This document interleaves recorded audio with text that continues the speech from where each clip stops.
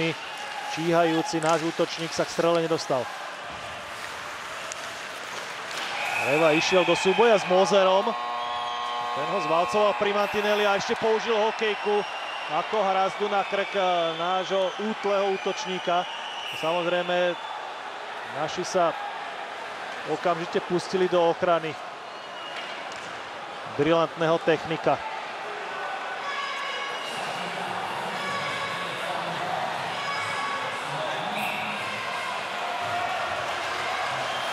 Teraz je celkom jednoznačné, že Švajčiar Simon Moser pôjde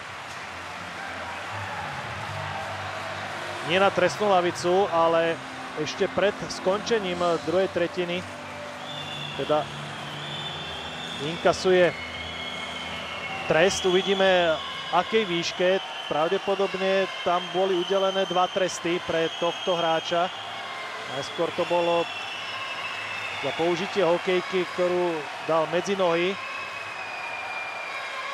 Martina Revaja. Áno, to bol prvý trest. V tom momente prišla pravica hore. A teraz druhýkrát. Takže by sme mali v úvode tretej tretiny hrať dlhšiu presilovku, čo by nám samozrejme malo pomôcť.